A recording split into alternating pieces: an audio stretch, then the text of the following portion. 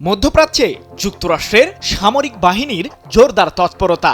এটা কি ইরানের বিরুদ্ধে সরাসরি আক্রমণের পূর্বপ্রস্তুতি? যুক্তরাষ্ট্রের সম্ভাব্য এই হামলাকে কিভাবে ঠেকাবে ইরান? যদিও ইরানের সর্বোচ্চ ধর্মীয় নেতা আয়াতুল্লাহ আলী খামেনি হুঁশিয়ারি দিয়ে বলেছেন, মার্কিন বিমানবাহী রণতরীগুলোকে সমুদ্রেই ধ্বংস করার সক্ষমতা আছে তেহরানের। এমনকি হরমুজ প্রণালীতে মিসাইল উৎক্ষেপণ করে নিজেদের শক্তিও প্রদর্শন করেছে ইরানের সামরিক বাহিনী। প্রশ্ন হলো, ইরানকে ঘিরে মার্কিন প্রেসিডেন্ট ডোনাল্ড ট্রাম্পের ধৈর্যের বাঁধ কবে ভাঙতে যাচ্ছে?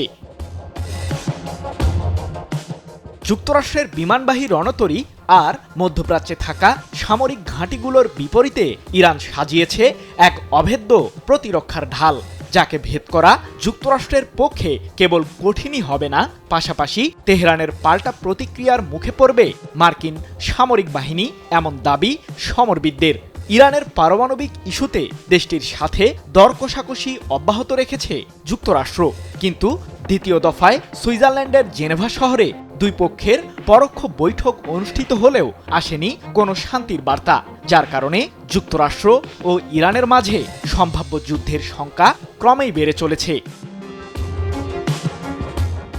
মার্কিন প্রেসিডেন্ট ডোনাল্ড ট্রাম্প সম্প্রতি জানিয়েছেন, নতুন করে ইরান পারমাণবিক ও ক্ষেপণাস্ত্র ইস্যুতে যুক্তরাষ্ট্রের সাথে চুক্তি করতে ব্যর্থ হলেই দেশটিতে আক্রমণ চালাবে মার্কিন সামরিক বাহিনী। এমনকি আলোচনার মাঝেও হতে পারে এই হামলা।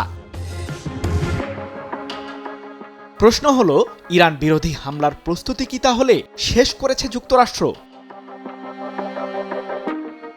যুক্তরাজ্য ভিত্তিক প্রতিরক্ষা গোয়েন্দা সংস্থা জেনেসের বিশ্লেষকদের বরাতে সংবাদ মাধ্যম ইরান ইন্টারন্যাশনাল জানিয়েছে, মধ্যপ্রাচ্যে মার্কিন সামরিক বাহিনীর বর্তমান প্রস্তুতি ইরানের বিরুদ্ধে সরাসরি হামলা চালাতে যথেষ্ট।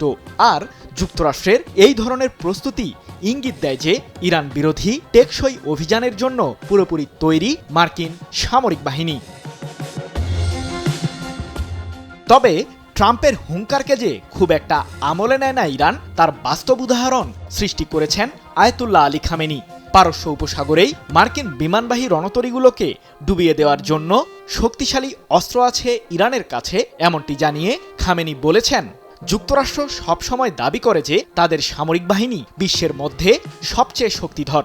বিমানবাহী রণতরী অবশ্যই একটি বিপজ্জনক সমরাস্ত্র, কিন্তু সেটিকে সমুদ্রের তলদেশে ডোবানোর ক্ষমতা রাখে ইরান। এদিকে জেনেভার সেই বৈঠকের মাঝেই হঠাৎ করেই পারস্য উপসাগরীয় অঞ্চলের গুরুত্বপূর্ণ সামুদ্রিক পথ হরমুজ প্রণালী 17 ফেব্রুয়ারি কয়েক ঘন্টার জন্য বন্ধ করে দেয় আইআরজিসি। যদিও ইরানের সর্বোচ্চ এই প্রতিরক্ষা বাহিনীটির দাবি, নিরাপত্তা ইস্যুতেই এমন পদক্ষেপ নিয়েছে তেহরান।